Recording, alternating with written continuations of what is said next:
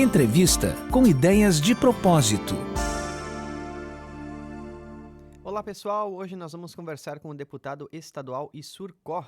Antes, se inscreva em nosso canal, ative as notificações, compartilhe esse vídeo e também siga Vale Feliz em todas as redes sociais. Saberseg Corretora de Seguros, a corretora que se importa com você. Nas redes sociais, acesse @Saberseg. Muito bem, vamos à nossa entrevista aqui pela Rádio Vale Feliz. Hoje nós vamos conversar com o deputado estadual Issur Kor, do PP do Rio Grande do Sul, deputado. E a gente vai falar a respeito de alguns assuntos. Primeiramente, a gente vai comentar que nessa semana tem audiência pública de saúde mental da segurança pública, deputado, um projeto também que é seu. O que a gente pode comentar a respeito? É um prazer conversar com o senhor novamente aqui no nosso espaço de entrevistas, tudo bem? Muito bem, é um imenso prazer estar aqui com vocês. Arthur, dentro do panorama geral, te agradeço muito a oportunidade de falar de um tema tão importante. Peço desculpas pela minha voz, que está um pouco desgastada devido às atividades da semana.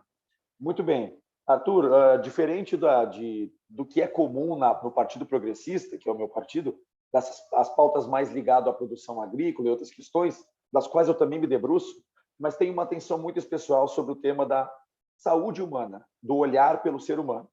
Talvez pela minha formação enquanto professor e esposo de técnica de enfermagem, a nossa vida gira muito em torno disso.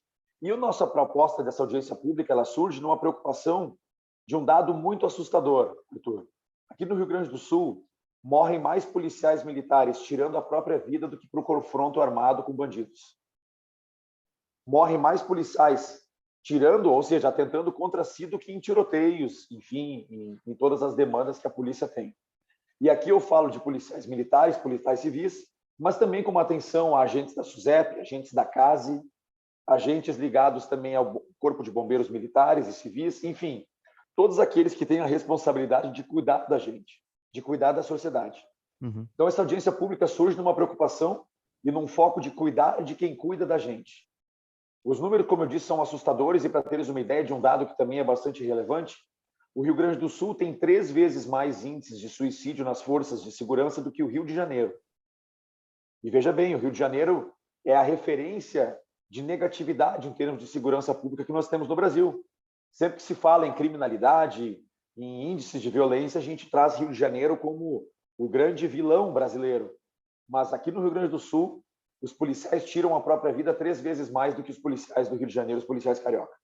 Então, com essas preocupações todas, nós nos debruçamos sobre esse tema e essa audiência pública vai ter como finalidade esclarecer, botar às claras os motivos e, assim, a partir dos motivos que a gente constatar, traçar planos e ações, na verdade, reforçar ações que já existem também nessas forças para que a gente possa sanar e reduzir esses números que são assustadores. E, deputado, então essa audiência ela acontece nessa semana? Que dia e como é que o pessoal pode fazer para participar? Dia 17, na terça-feira, às 10 horas da manhã, ela tem tanto presencial na Assembleia Legislativa quanto formato híbrido. As pessoas podem assistir participando por um link que está disponível e também pelo canal do YouTube da Assembleia Legislativa. Aliás, quem entrar, se procurar minha rede social, no Instagram e no Facebook, tem o QR Code, que as pessoas vão encontrar lá um card convidando para a audiência pública, clicando a câmera do celular no QR Code vai direcionar diretamente para a audiência da mesma. Então, é um canal fácil de localizar e é muito importante que a gente faça isso. Cuidar de quem tem como obrigação cuidar de nós. Outro detalhe importante, né, Arthur? E amigos do panorama geral. As pessoas têm uma ideia, isso é do ser humano, de que quando vem um cidadão fardado, com uma farda, com um cacetete, com um colete à prova de balas, há um entendimento que aquilo ali é um símbolo de força em todos os sentidos. Que a pessoa representa tanto a força física quanto força mental e de saúde mental. E isso nem sempre é realidade. É muito comum que aqueles que têm a carga de responsabilidade de cuidar de nós, por trás da farda, tenham os seus problemas pessoais, seus problemas familiares, as suas dificuldades de lidar com seus problemas. E isso, muitas vezes, a sociedade entende, não, aquele ali está bem atendido. Ele é forte, ele é segurança, ele representa a força, mas aquelas pessoas também precisam de atenção, como qualquer cidadão, nesse período de pandemia que agravou a saúde mental de todos nós e não é diferente para as nossas forças de segurança. E, deputado, outra questão de saúde pública que, inclusive, eu estava um pouco olhando o seu site, é a questão do projeto contra a questão do Alzheimer, né? O que a gente pode comentar a respeito? Muito bem. Ficamos muito felizes porque um projeto nosso, Arthur, que tramitou por 3 anos na Câmara e que é pioneiro no país, hoje somente o Distrito Federal, Brasília, tem um plano de ação em relação ao Alzheimer e o Rio Grande do Sul é o segundo estado nesse sentido.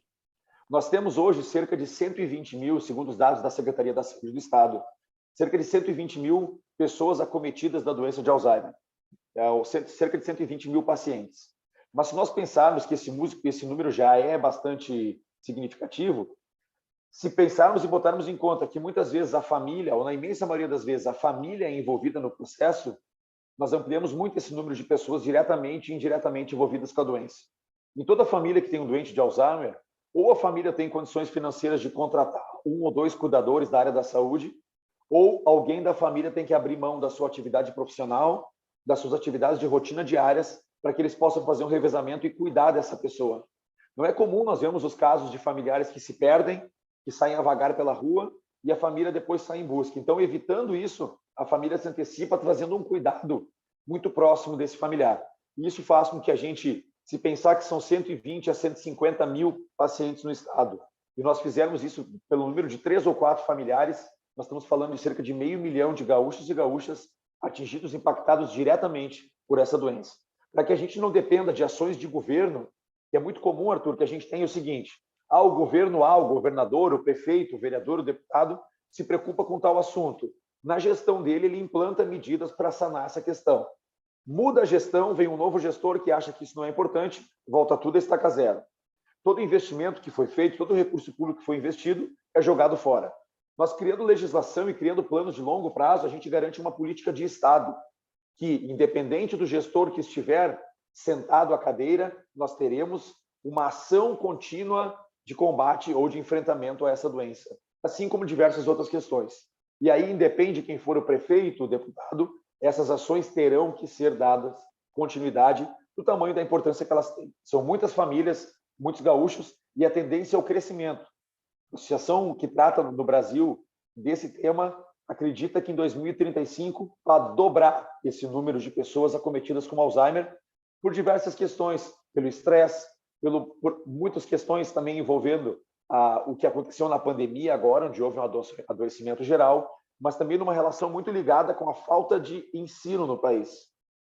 O Alzheimer também demonstra em seus números, nos estudos, que é mais comum casos de Alzheimer com pessoas com menos formação educacional, com menos qualificação, do que o contrário.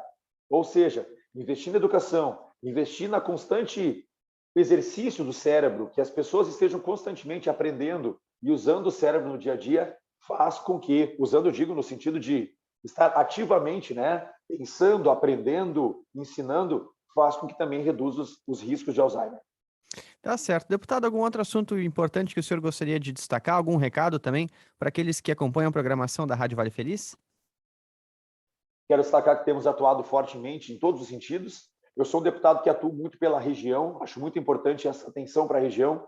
Nós somos 55 deputados espalhados no Rio Grande do Sul e cada um tem um foco específico na sua região e com as pautas inerentes, como é o meu caso. Frente Parlamentar do Setor Coreiro Calçadista, Frente Parlamentar do Setor Cervejeiro, ao qual tivemos um grande avanço agora recentemente e que é uma economia muito importante para a região. Conseguimos grandes avanços e benefícios para os produtores que produzem cerveja na escala mais assim tradicional, né? Mais artesanal, digamos assim. Então, são diversas pautas. Também a nossa preocupação que nos debruçamos sobre a questão dos pedágios, que ainda tentamos, apesar da apresentação desse plano por parte do governo, ainda tentamos reduzir os impactos dos pedágios das novas praças que serão colocadas. E, por fim, não é mais importante, a nossa pauta que eu presido, a Frente Parlamentar de Incentivo ao Ciclismo e o Cicloturismo, dando uma atenção e cuidando da segurança e, principalmente, fomentando cada vez mais possibilidades para que as pessoas se desloquem de bicicleta, seja para o trabalho, seja a lazer, seja na prática esportiva, incluindo a bicicleta no modal de desenvolvimento de trânsito da nossa região. Todas essas pautas e muito mais fazem parte do nosso mandato. Agradeço a oportunidade de estar falando aqui com vocês e muito em breve em visita à cidade, que eu já tenho agendada com o prefeito, vice-prefeito e Secretaria de Educação, por ser professor é uma pauta que eu me debruço. Quero visitar a rádio e poder falar diretamente do microfone com os nossos ouvintes. E é um prazer estar sempre com vocês, Arthur. Obrigado de coração. Certo. Tá certo. Parabéns pelas atividades, pelo trabalho realizado. Nós estamos sempre à disposição. Então, essa é a nossa entrevista hoje com o deputado estadual Issur Kor.